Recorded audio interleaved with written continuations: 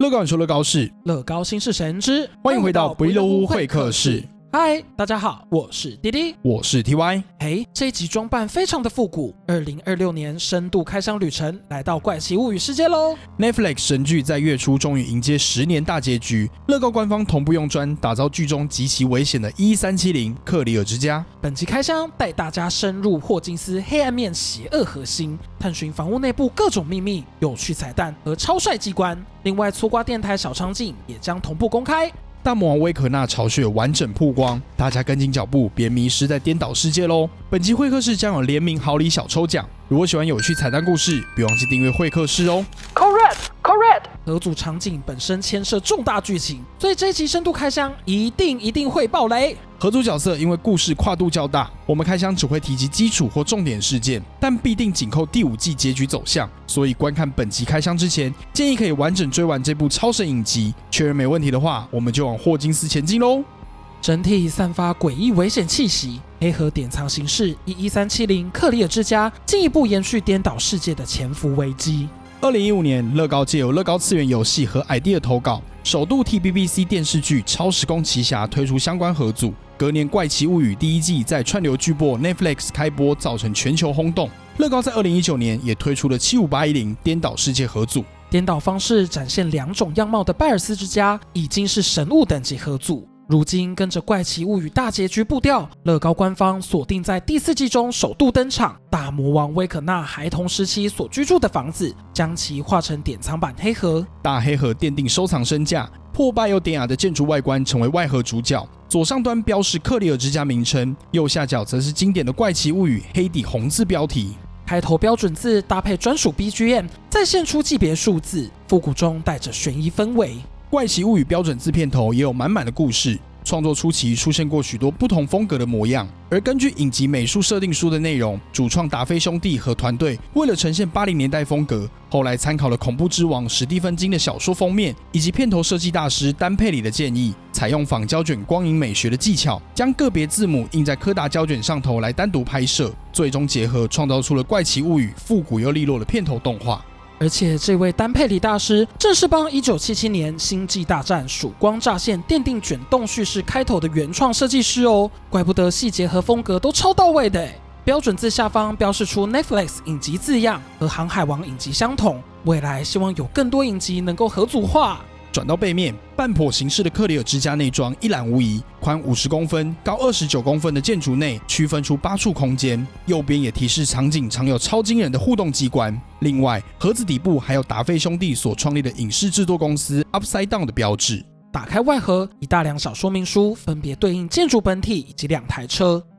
南希会选哪一本呢？建筑说明书正面虽然是无趣的白底，但建筑角度还蛮有气势的。打开内页，首先展示一张以故事舞台霍金斯小镇的插画海报，藏了非常多前几季的故事彩蛋。内页也很热心的帮大家梳理故事重点时间轴，同时公开设计师麦克皮亚基对场景构造的初步原型。先前才完美打造出黑珍珠号，这一次再度将机关创意融合到克里尔之家里面。随着组装，内页还不时会出现角色台词和有趣内容，总共22包零件。非常好奇11号包装会是？没错，里面就会有 Eleven 的人偶哦。包装数字彩蛋很贴近剧情耶。创意团队更实际走访位在美国乔治亚州的房屋实景，麦克就决定要将影集中不同时期、不同次元的克里尔之家用一款合组来同步呈现。官方甚至还请来主创达菲兄弟跟专拼建筑合影。细细看完收藏黑盒外观，但对克里尔之家的背景甚至怪奇物语却多了更多好奇跟疑惑呢。2016年7月，《怪奇物语》第1季在 Netflix 独家公开，主创达夫兄弟虚构出一座位在美国印第安纳州的平凡小镇霍金斯，以美苏冷战末期为背景，加入超自然的实验剧情，由不同年龄层的主角群相互合作，从复古诡谲之中发掘出跨越国家以及次元的震撼阴谋，惊险刺激的意外走向让这部影集大获成功。简单讲述一下影集剧情，《怪奇物语》发生于1980年代的霍金斯小镇，美国国家能源部实验室在这里秘密进行了超自然现象实验，甚至还有不为人知的人体试验。经历了一场研究意外，串联颠倒世界的 X 维度传送门遭到开启。镇上男孩威尔在与好友麦克、达斯汀、路卡斯告别返家后，竟离奇失踪。同时蹦出了一位神秘女孩 Eleven。随着长达5季的故事推移，隐藏在霍金斯空间之下的重重黑幕被意外揭露，恐怖又骇人的怪物伺机而动，颠倒世界开始疯狂蔓延。同时，苏联政府也觊觎这个未知世界的庞大能量，演变成跨国的政治角力。主角群竭力化解不同的危机，最终迎战来自颠倒世界强大魔王威可纳的逆袭。他也以故居克里尔之家作为轴心，炸裂展开控制和渗透能力。霍金斯全阵沦陷，让颠倒世界的侵蚀占据演变成无法控制的局面。只能说啊，三言两语真的无法完整阐述《怪奇物语》这部神剧的精彩剧情。会客室由衷推荐给大家，可以去好好欣赏这部超棒影集。但小心看完之后，可能就会想把合组都给收起了啦。第4季前导预告公开时，影迷依照克里尔字义称它为草皮屋。随故事明朗，才知道这个地方其实是大魔王威可纳在童年时期的住家。外观是一栋具有第二帝国建筑风格的双层楼美国豪宅，位在霍金斯莫尔黑德大街。因为发生过恐怖惨案，成为当地居民避之唯恐不及的鬼屋。克里尔之家在影集时间和空间轴有截然不同的氛围。1959年，克里尔一家入住时是完整样貌；1986年已经成为鬼屋，颠倒世界更加阴郁破败。在威可纳血红心灵空间中，结构非常的破碎，并且诡异漂浮。还有亨利在暗狱里面用来囚禁小朋友心灵的干净新屋模样。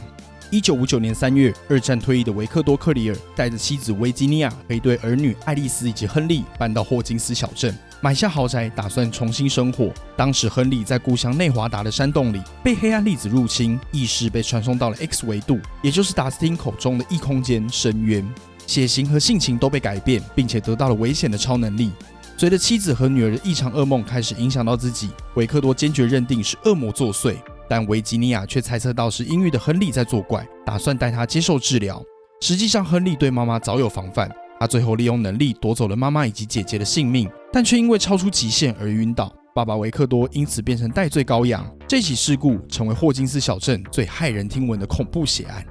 然而，在医院疗养的亨利却被名叫马丁·布雷南的医生给带走，正是后来禁锢 Eleven 从事人体实验的爸爸。他深知亨利潜在的特殊能力，于是将亨利设定成1号实验体。1979年9月，霍金斯实验室发生逃脱事故，气愤的 Eleven 激发强大能力对付利用他的亨利，将亨利放逐回 X 维度之中。亨利被迫在异世界里面适应以及筹划，后来更借由 Eleven 无意间打开的虫洞颠倒世界，回到克里尔家操纵一切，将势力深入表层世界里面。7年之后，亨利卷土重来，被主角群以龙与地下城中极其恐怖的死灵法师威可纳来代称。透过精神控制能力，不仅残酷夺命，引发霍金斯镇崩裂，后续还换回傻先生亨利的友善面孔，绑架小朋友们。威可纳最大的目的就是除掉可能比他还要强大的 Eleven， 同时从颠倒世界进犯霍金斯，企图让深渊撞击地球，消灭所有生灵。影集开播3年后，乐高官方正式与 Netflix 合作，推出75810颠倒世界合组，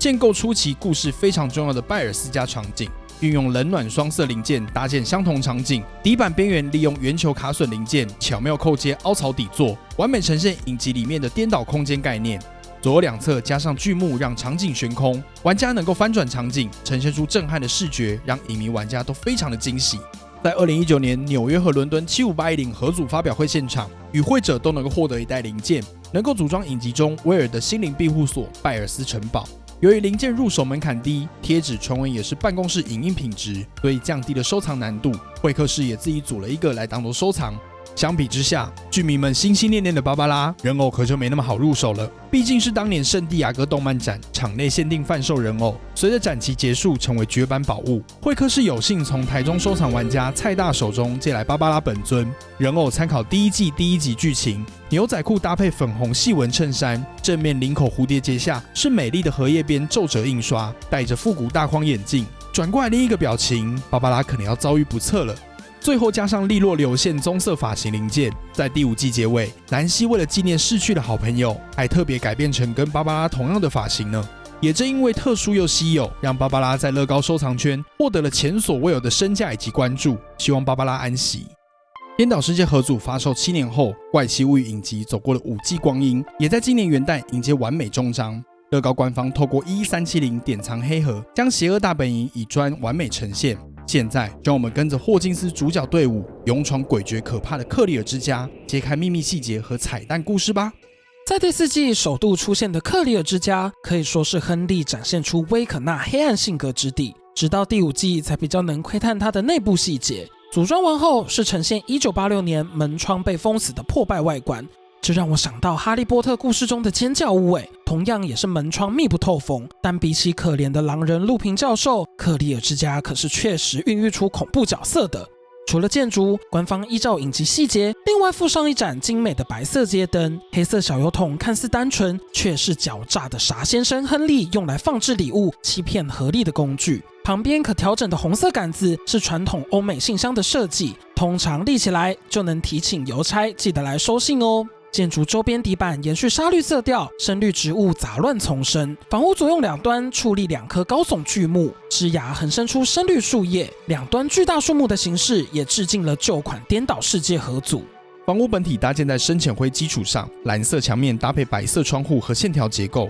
楼梯连接正门，门上就是克里尔家非常标志的玫瑰玻璃花窗。南西就是依照涂鸦上的这朵玫瑰串联得出事件核心地点。合组内使用印刷砖完美呈现，精致线条细节，透光也非常的美丽。排列白柱子的传统户外门廊从正门左右展开，维克多曾因在这里手握猎枪警戒邪魔入侵。上端盖上黑色屋檐，左侧是圆弧样式，中间是合掌监视，右边则是一般下压式屋檐。房屋2楼是克里尔家的起居空间，同样被木板粗暴封印，楼层边缘装上侧接凸点来当做房屋的装饰细节。建筑顶端同样盖上黑色部件，串接白色蜡烛柄作为屋顶边缘。顶端两侧各自加上了壁炉烟囱，右边利用8边握把零件呈现房屋右上端的8角特别结构。根据说明书提示，我们可以把所有木板挪除，就可以恢复克里尔之家在1959年刚入住时的崭新模样，同时也是第5季中看似美丽却是亨利用来囚禁小朋友心灵的暗喻豪宅。转到场景背面，正式进入克里尔家内部，总共区分出8个故事小空间，各自蕴藏不同的内装以及情节。穿过玫瑰玻璃花窗正门，就是房屋主玄关。克里尔一家开门准备迎接新生活，但没想到悲剧随之而来。影集中，玄关安置一座老爷钟，亨利领悟自己应该成为一名掠食者，而展开反击行动。姐姐爱丽丝最后也在此被诅咒夺命。桌上的金色台灯旁放置一具复古转盘电话，与过去款式不同，这台的转盘线条显现出一种蓝绿色泽。玄关左边是克里尔家客厅，虽然合组空间有限，但放置了温馨的米色沙发。影集中，亨利就是在这里运用巧言蛊惑小朋友们。木质长圆桌搭配一盏白色灯罩金色桌灯，桌面上放有一张霍金斯邮报，头条是在地青年拯救校长，离奇坠落事件疑点重重。这段故事和报纸在影集中都没有呈现，是设计团队对衍生舞台剧《怪奇物语》第1道阴影的致敬彩蛋。报纸记载1959年霍金斯高中校长罗伯特·纽比的恐怖经历。校长的养女派蒂当时是亨利的女朋友，他希望透过亨利的能力找到亲生母亲，没想到能力却在虚空中因为夺心魔介入而暴走失控。罗伯特校长受到波及而重伤失明，但是他却误以为是亨利救了他。你是不是觉得牛比很熟悉呢？没错，罗伯特校长的儿子就是第2季中毫不迟疑加入搜救行动，最后在研究所壮烈牺牲的鲍勃哦。鲍勃是真英雄啊！克里尔之家也算是霍金斯邮报的常客了。而舞台剧主要以亨利起源故事为主，但在第5季中，他的恐惧过往也存在于暗喻之中。看来舞台剧故事非常的重要，希望能有机会也能来台湾演出。右边看似和谐的大饭厅，却是克里尔之家惨案的第1现场。亨利利用能力残酷夺走了妈妈性命，奠定往后受诅咒者的惊悚样貌。在暗狱中，亨利和12位小朋友手牵手展开侵略计划，也在这受到 Eleven 和卡利的猛烈攻击。铺着白色桌巾的长桌上放着杯盘茶具，4张餐椅从底部串接在地板上，窗户插着蜡烛，呼应影集里亨利启动计划时的仪式感烛火。中间一盏绿色泡泡，其实是餐厅里面的华丽水果摆饰哦。餐厅正上方是克里尔家长女爱丽丝的闺房。爱丽丝因为受到亨利影响，被噩梦缠身，而误以为受到保护的荷莉也是在这里开心试装。房屋中央白色床架铺着嫩粉色床单，床头旁白色矮柜上是荷莉新入手的粉色录音带播放器。左边墙面贴着影集同款的花格纹壁纸，架着一面等身历镜。对面暖乎乎的壁炉上画着舞动的茶壶和瓷杯，呼应故事中爱丽丝梦游仙境的隐喻。角落壁炉旁放着金色拨火棒，这个是合力的防身武器，还拿着它勇敢奋战亨利。地上放着一张兔子图，致敬场景的白兔陈列，不禁想到那些被亨利折磨的可怜小动物们。看似平凡无奇的走廊，中央贴着优雅的刺花纹壁纸，完美还原影集墙面细节。这里可以放置人偶，底部联动了超酷的建筑整体机关，等等就会来揭晓。穿过走廊，来到亨利个人卧室，铺有水蓝棉被的木质床架斜摆在空间内，床上放了一片黑寡妇蜘蛛图画。孤独的亨利时常与黑寡妇作伴，这张可能是他的创作。床边角落还有一枚玻璃蜘蛛饲养罐，墙上挂着一幅行星轨迹画像。场景幕后特辑中可以看到同样的画作。亨利小时候可能也曾经怀抱过单纯的太空梦。旁边一口大木箱，这个是合力翻找的童子军服装配备箱，上头摆了模型和一张画像。这一张是亨利躲藏在阁楼时用蜡笔画的图。后来他被放逐到深渊，再度面对巨大的黑暗粒子怪物时，就运用能力，并结合对黑寡妇外形，将粒子塑造成长腿蜘蛛模样。在第5季大结局中，我们终于能够看到夺心魔超级可怕又压迫的真身形态。而当威尔在第2季首度看到夺心魔黑影时，也有画出几乎相同的长腿形象画。堆着许多老旧纸箱的右上阁楼是通往威可纳核心巢穴的必经之路，里头藏着一张涂鸦画。第4季潜入行动的过程，麦克斯为了缓解紧张，用手写纸条和路卡斯聊天。当路卡斯发出周5电影邀约时，麦克斯就画了这张图，后来也成为路卡斯的重要寄托，被贴在麦克斯的病房墙上。角落摆放着一盏未点亮的白色提灯，没有闪烁，代表威可纳还没有走到这里来。箱子上放着一卷录音带，应该是麦克斯最爱的关键歌曲，1985年由歌手凯特布希演唱的《Running Up That Hill》。来到最后一处空间，是克里尔之家阁楼深处。亨利常躲在这里和黑寡妇们作伴。转变成威可纳之后，回到阁楼串联起集体心智，借此探查并盘算下一步行动。但也是在这边被南希等人用强大火力猛攻，回到深渊启动可怕计划。杂乱狭小的空间内点起非常多白色烛火，一只大蜘蛛在地面上休息。纸箱上摆着收音机，这个可能是代表麦克斯取下来的录音带播放器。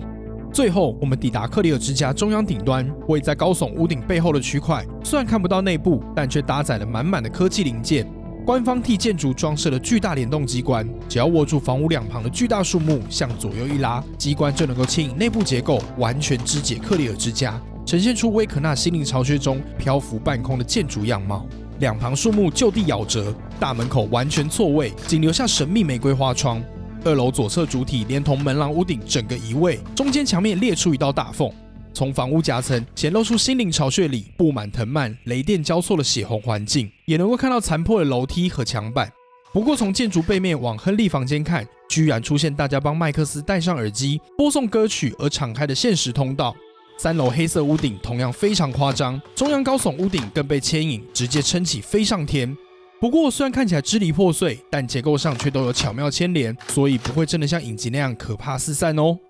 另外，随机关启动，2个内部秘密随之揭开。从正面看，受到威可纳诅咒的人都会看到或听到的复古老爷钟在2楼裂缝里出现，几乎就是夺命预告的丧钟响起。原本站在走廊上的傻先生亨利转动墙面机关，就出现了真面目——大魔王威可纳。旧款拜尔斯之家利用垂直结构实现真正的颠倒世界。这次克里尔之家则透过水平串接，展现心灵巢穴中令人不安又恐怖的破碎形态。只能说2款怪奇物语系列合组设计真的都超用心。11370合组更增加互动性，让剧迷们能够转换不同次元的克里尔之家样貌呢。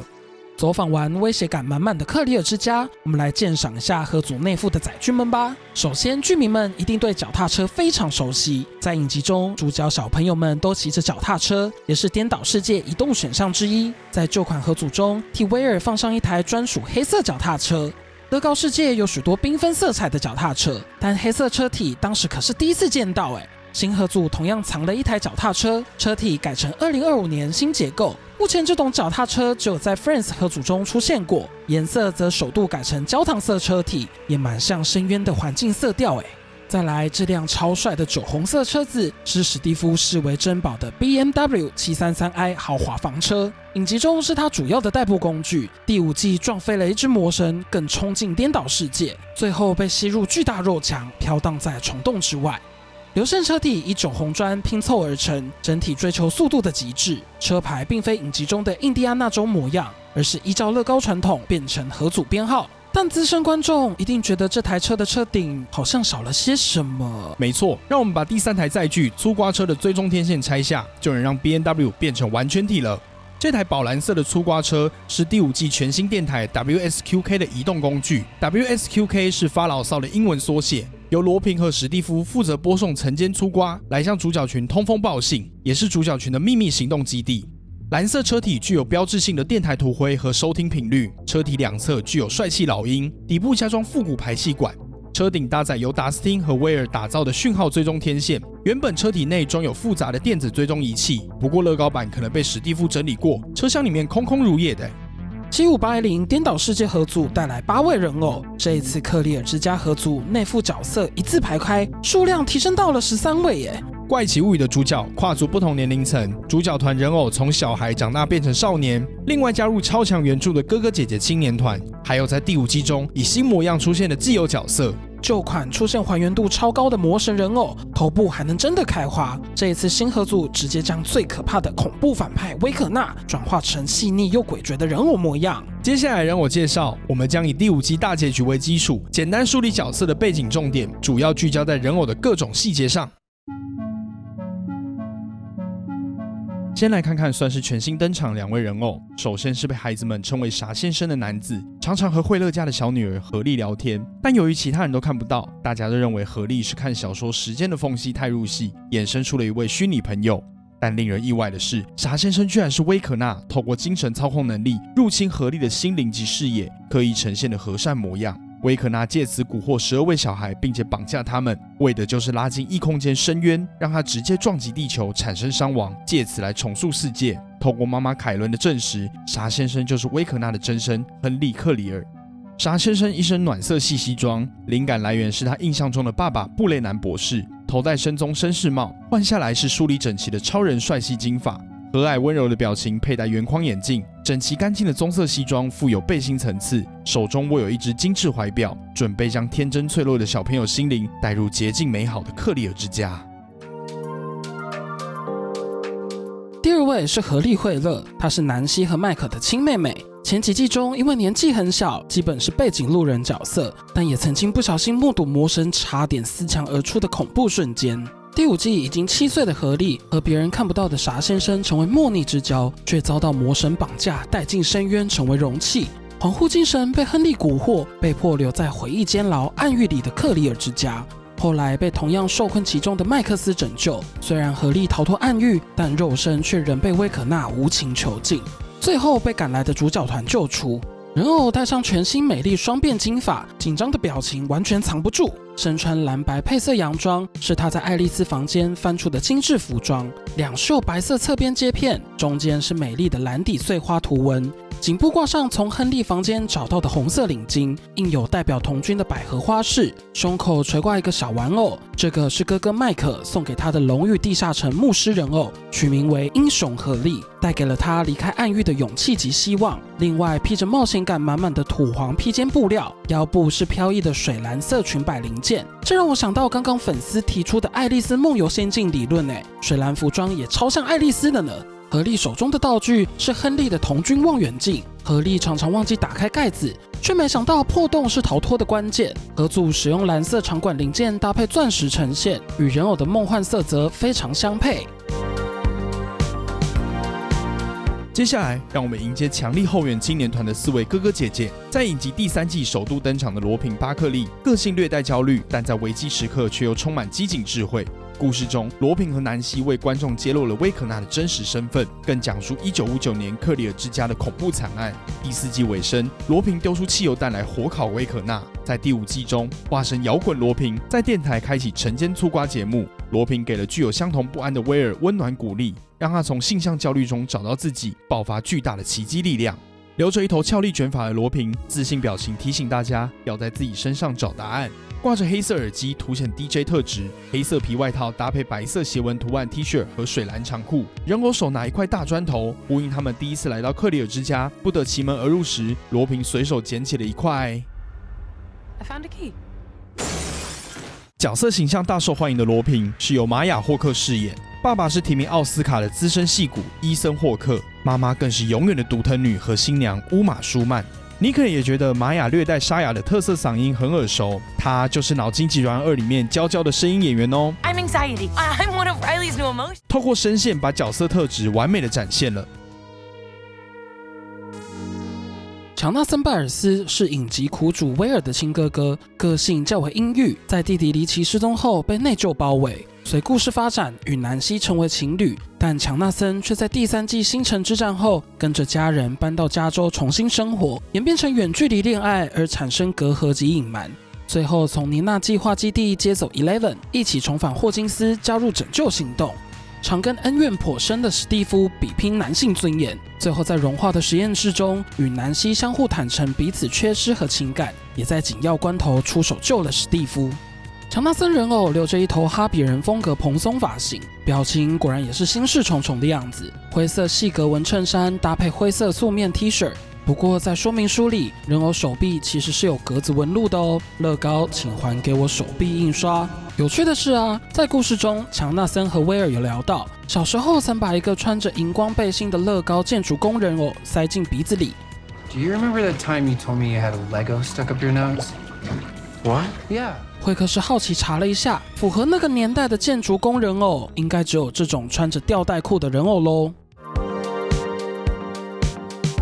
我们最有爱的男妈妈大哥哥史蒂夫·哈灵顿终于有专属人偶了。原本是校园王子、纨绔子弟，逐渐变得亲民有温度，时常被赋予照顾小朋友的任务，也和达斯汀发展出兄弟情谊，跟着罗平走南闯北，体验不同的工作。第5季在粗瓜电台担任幕后音效师，和前女友南希保持着若即若离的淡淡情感，与达斯汀的友情岌岌可危，却也患难见真情。在得知威可纳真正目的之后，灵机一动想出了能够穿透深渊的斗金计划，在深渊经历九死一生，最后亲眼见证威可纳的可悲下场。史蒂夫用法拉佛西美发喷雾精雕细琢的美发，变成绝美飘逸的人偶发型，露出成熟的微笑，转过来是不想跟达斯汀讲话的生气脸。浅棕翻领外套下是保暖的米色针织毛衣，腿部跟好同事罗平一样，套上同款水蓝裤子。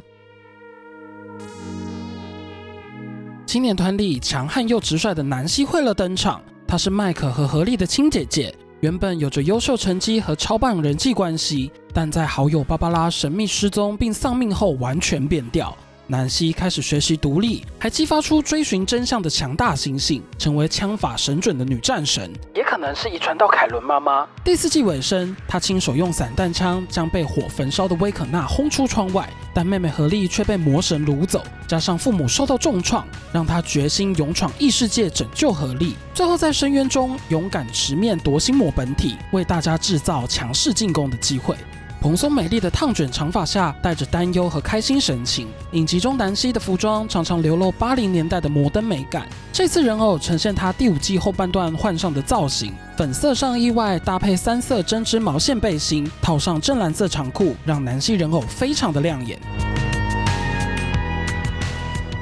再来是来自霍金斯的主角少年团，首先是在第2季加入的麦克辛·梅菲尔德，他比较喜欢别人称他为麦克斯。在继兄比利·哈格罗夫抵抗蜘蛛怪物夺心者而牺牲后，麦克斯的阴暗面被威可纳盯上，成为打通颠倒世界和霍金斯的第4道门。虽然心绪及时被 Eleven 唤回，但肉体却陷入深度昏迷，精神则被困在暗域里面的山洞缝隙。所幸男友路卡斯的照顾成为他的慰藉，后来与何莉联手，循着对路卡斯的情感，终于找到回家苏醒的方向。故事最终与主角团们完成这趟惊险难忘的冒险轨迹。新登场的麦克斯人偶呈现暗域里的一头红棕长发，表情透露出独立自主的坚强感。红色衣服外罩着碎花衬衫，腰际打上一个结，最后搭上一件沙绿色老旧薄衫，即便在暗域也要保有时尚感。另外，麦克斯演员沙蒂辛克被证实即将加入之盾重生日的卡斯，期待沙蒂辛克能够在 MCU 展现更多不同的面貌。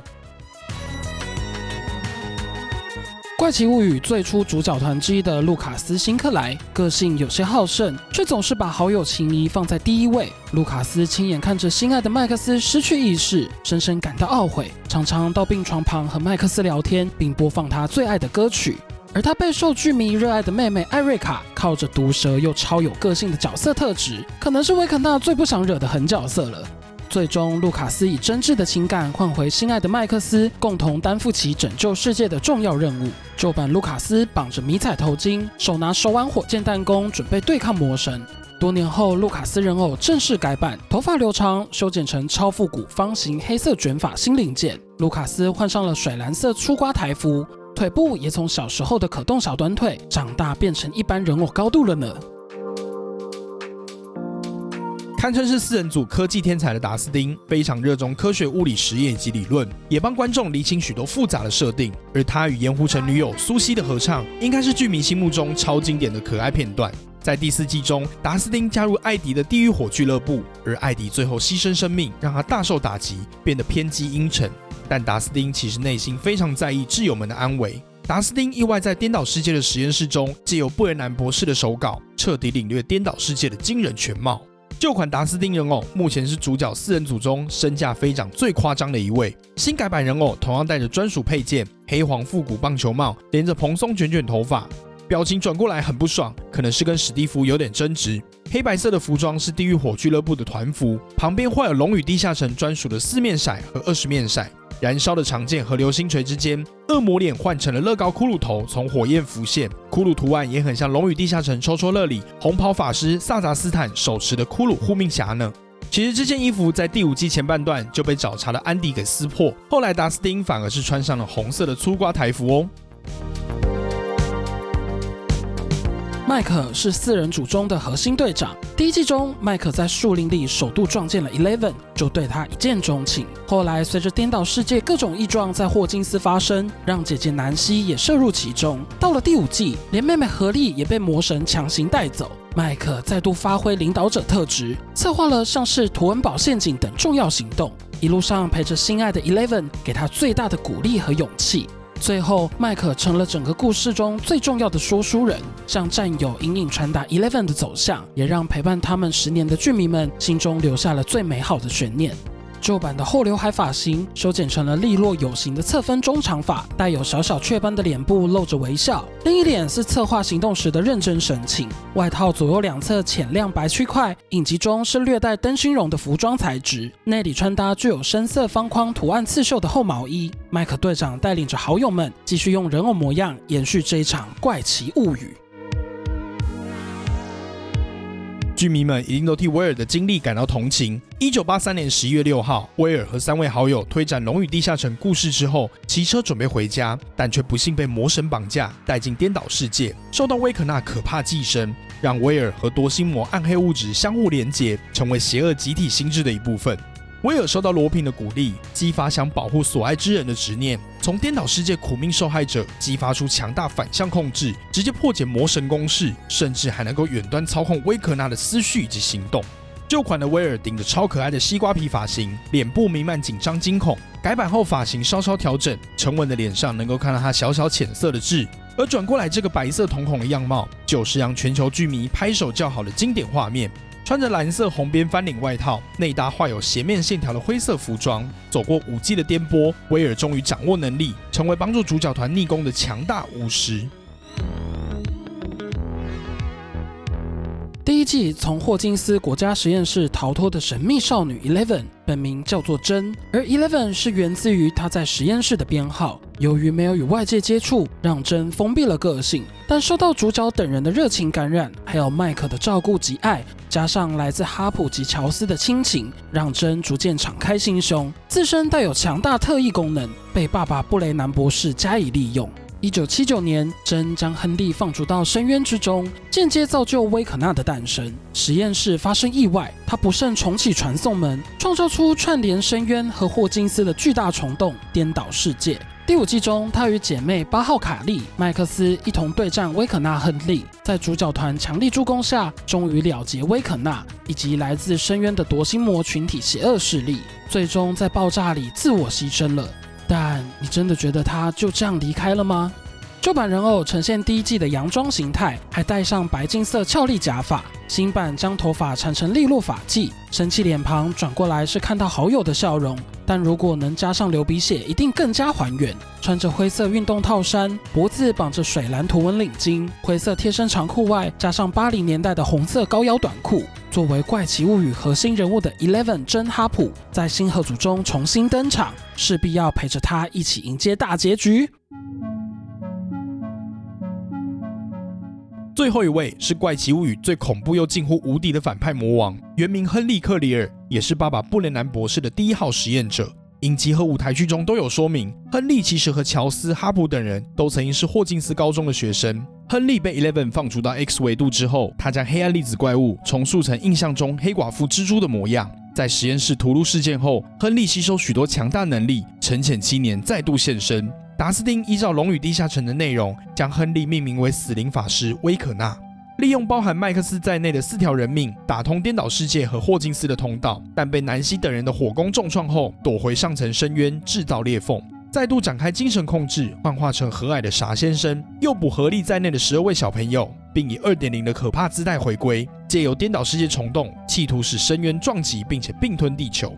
作为本次黑盒的重点人偶，官方在印刷上卯足全力，全身以深红为主体，头部及身体都布满了影集中那潮湿又蠕动的藤蔓组织，甚至连侧边手臂都有。藤蔓在胸口呈现病态的紫红色调，不对称的线条延伸到腿上，脚掌也有全然不同的细节。故事中，威可纳最危险的就是他作为武器的锐利左手，在深渊级颠倒世界中演化成为细长又锐利的恐怖利爪。盒组这次特别启用全新套掌零件，套上特别的尖爪，威可纳人偶也能够伸出威胁感满满的手掌，准备施展可怕诅咒。有趣的是，一贯都是没有鼻子的乐高人偶，这次威可纳脸上特别印了鼻孔，是过去只有少数人偶才有的殊荣，果然是和伏地魔同等级的传奇反派。饰演者杰米·坎贝尔·鲍尔就曾经在《哈利波特：死神的圣物》和《怪兽》第2集电影中饰演过年轻时的葛林戴华德，也算是经典反派专门户了。这次购买11370黑盒，官方还加码赠送附属盒组40891粗瓜电台。别看这场景简简单单的，内容却藏着超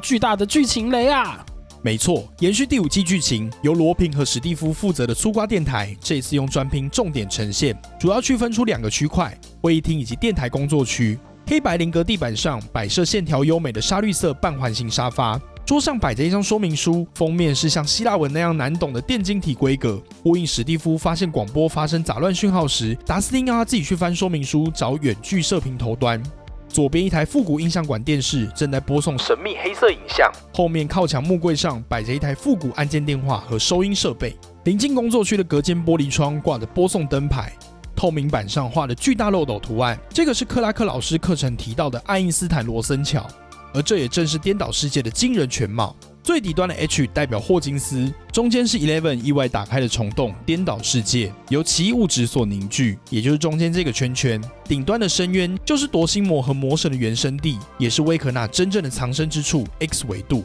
边缘波纹是威可纳制造的裂隙，企图让上下2端合而为一，达成他重塑世界的野心。旁边的圆圈是哈普原本提出的计划，搭直升机直闯深渊。我发现播送灯牌就被印在说明书的背面呢，而11370盒组说明书背面也都各自有超酷图徽。右边窗户的粗瓜电台标志，在影集中其实位在电台大门上，转过来是摇滚罗平展开第500次广播的播音台，麦克风及调音盘等各项设备一应俱全。台灯则是很有皮克斯的风格。旁边黑胶唱片是罗平帮女友维奇准备的歌曲，尾端则是史蒂夫音效师的工作区。除了有幽浮声、尖叫声以及鼓掌的音效卡带之外，还放了一只盒组专属印刷的尖叫机耶，真的是太可爱了吧！如果能搭配今年要推出的 Smart Brick， 那就更好玩喽。除了场景之外，盒组另外附上了2位人偶，就是重要的超强爸爸吉姆·哈普和威尔妈妈乔斯·拜尔斯。经历第4季逃离苏联的刻苦体验之后，吉姆镇守霍金斯，拯救大家。吉姆在旧款盒组是帅气警长装扮，开着警车追查烂掉的南瓜。这次换成了潜行配备，深蓝棒球帽底下留着棕色大胡子，身穿保暖翻领毛边皮衣。演员大卫·哈珀后来在漫威宇宙成为超逗趣的红色卫兵。人偶带来不同风格的精致模样，不同宇宙但都是最可靠的好爸爸。因为儿子受到危害而有点过度保护的乔斯妈妈，最后终于看到威尔爆发强大的能力。旧款就已有专属人偶，这一次同样沿用妙丽般的蓬松发型，身穿复古红蓝格纹衬衫，在场景小盒组中与哈普警长一同守护主角群们的安全。演员维诺纳瑞德在《怪奇物语》之前就在提姆波顿执导的《剪刀手爱德华》《阴间大法师》等电影留下过美丽身影，但可惜没有相关合组，不然我们乔斯妈妈也会有不同的人偶形态哦。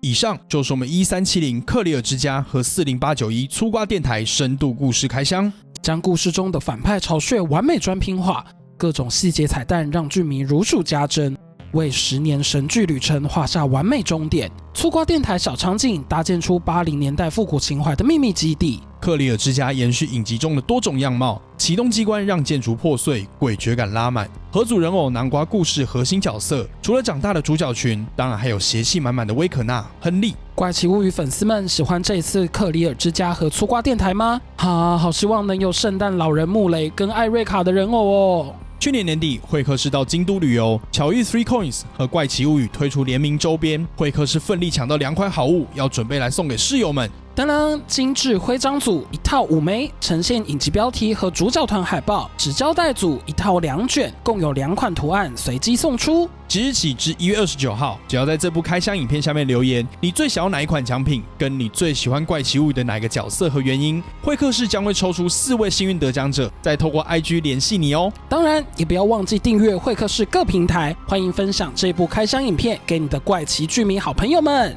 若想看到更多乐高箱的介绍与故事，按赞、订阅小铃铛，记得帮我们用力的点下去。哎呦，我好像听到威可纳在叫我的名字哎！怪奇物语剧迷粉丝们，一起勇闯克里尔之家吧！拜。